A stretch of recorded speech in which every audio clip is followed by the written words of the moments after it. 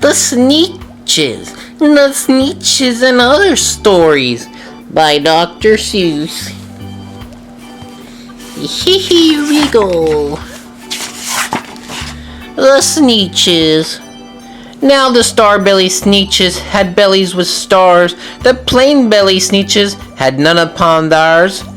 Those stars weren't so big, they were really so small. You might think such a thing wouldn't matter at all. But because they had stars, all the star-belly Sneetches would brag. We're the best kind of Sneetch on the beaches. With their snoots in the air, they would sniff and they'd snort. We'll have nothing to do with the plain belly sort. And whenever they met some, when they were out walking, they'd hike right on past them without even talking. When the star-belly children went out to play ball, could a plain belly get in the game? Not at all! You could only play if your bellies had stars, and the plain belly children had none upon theirs. Oh. I'm eating some sausage weenies. Oh yeah. When the star-belly Sneetches had Frankfurter roast, or picnics or parties or marshmallow toast, they never invited the plain-belly Sneetches. They left them out cold in the dark of the beaches. They kept them away, never let them come near, and that's how they treated them year after year. Aww. Then one day it seems, while the plain-belly Sneetches were moping and doping alone on the beaches, just sitting there wishing their bellies had stars, a stranger zipped up in the strangest of cars. It said Sylvester McMonkey McBean, and then, "My friends," he announced in a voice clear and keen, "my name is Sylvester McMonkey McBean, and I've heard of your troubles. I've heard you're unhappy, but I can fix that. I'm the fix-it-up chappie. I've come here to help you. I have what you need, and my prices are low, and I work at great speed, and my work is 100% guaranteed." Then quickly, Sylvester McMonkey McBean put together a very peculiar machine, and he said, "You want stars like a star-belly Sneetch, my friends? You can have them for $3 each. Just pay me your money and hop right aboard." So they clambered inside and the big machine roared. And it clunked and it bonked and it jerked and it burked and it bopped them about. But the thing really worked. When the plain-belly Sneetches popped out, they had stars. They actually did. They had stars upon theirs. Then they yelled at ones who had stars at the start. "We're exactly like you. You can't tell us apart. We're all just the same now, you snooty old smarties. And now we can go to your Frankfurter parties." "Good grief," groaned the ones who had stars at the first. "We're still the best Sneetches and they are the worst. But now how in the world will we know," they all frowned, "if which kind is what or the other way around?"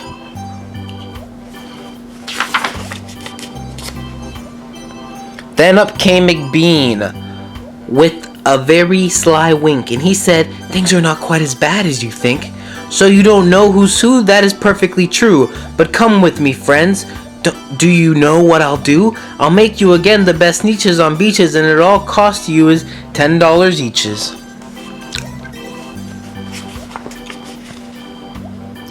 "Belly stars are no longer in style," said McBean. "What you need is a trip through my star-off machine. This wondrous contraption will take off your stars so you won't look like the Sneetches who have them on theirs. And that handy machine, working very precisely, removed all the stars from their tummies quite nicely." Then with snoots in the air, they paraded about and they opened their beaks and they let out a shout. "We know who is who, now there isn't a doubt. The best kind of Sneetches are Sneetches without."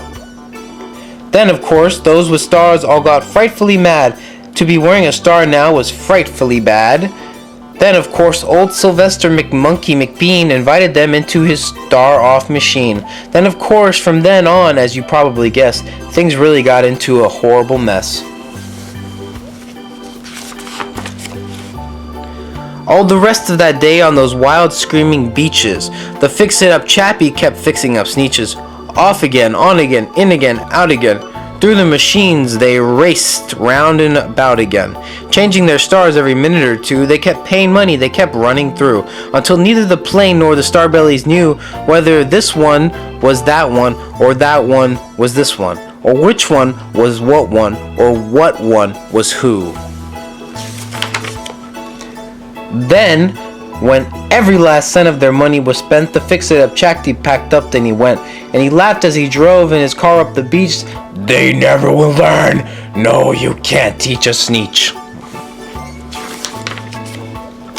But McBean was quite wrong. I'm quite happy to say that the Sneetches got really quite smart on that day. The day they decided the Sneetches are Sneetches and no kind of Sneetch is the best on the beaches. That day all the Sneetches forgot about stars and whether they had one or not upon theirs. The Zacks. One day, making tracks in the prairie of Prax, came a north-going Zacks and a south-going Zacks.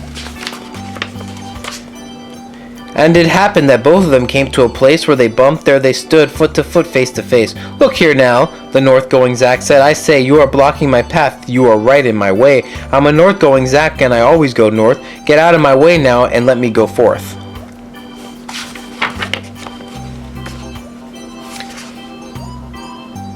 Who's in whose way? Snapped the south-going Zack. I'll go south, making south-going tracks. So you're in my way and I ask you to move and let me go south in my south-going groove. Then the north-going Zack puffed his chest up with pride. I never, he said, take a step to one side, and I'll prove to you that I won't change my ways if I have to keep standing here 59 days.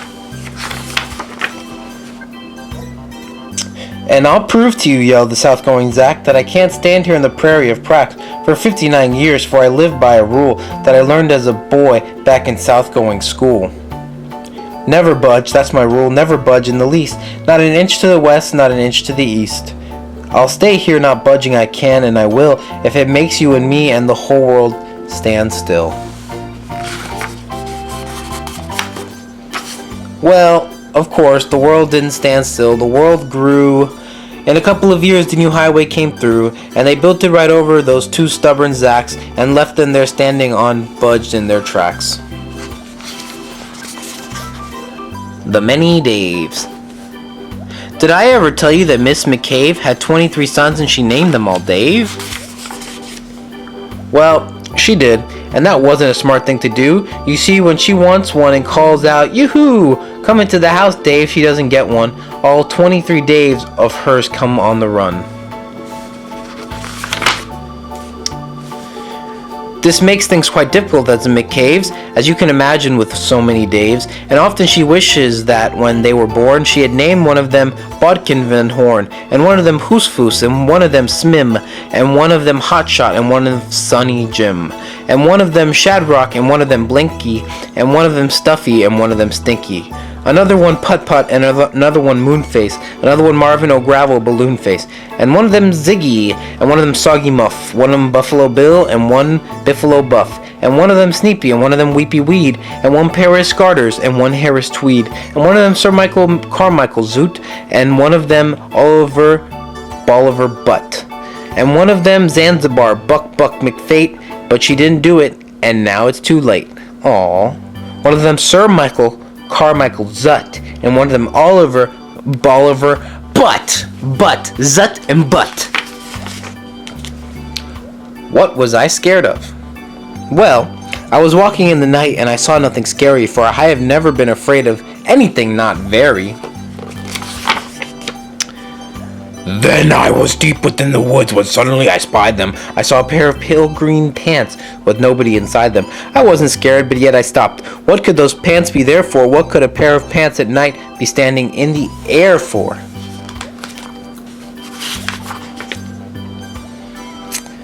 And then they moved, those empty pants, they kind of started jumping, and then my heart, I must admit, it kind of started thumping. So I got out fast as I could, sir. I wasn't scared, but pants like that, I did not care for, no sir. After that a week went by, then one dark night in Greenwich, I had to do an errand there and fetch some Greenwich spinach. Well, I had fetched the spinach, I was starting back through town when those pants raced round a corner, and they almost knocked me down. I lost my Greenwich spinach, but I didn't even care. I ran for home. Believe me, I had really a scare. Now, bicycles were never made for pale green pants to ride them, especially spooky pale green pants with nobody inside them.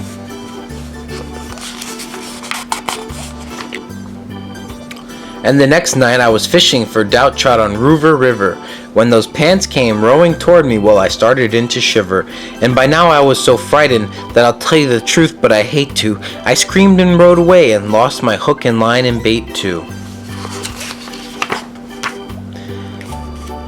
I ran and found a brickle bush. I hid myself away. I got brickles in my britches, but I stayed there anyway. I stayed all night. The next night too. I'd be there still, no doubt, but I had to do an errand. So the next night, I went out.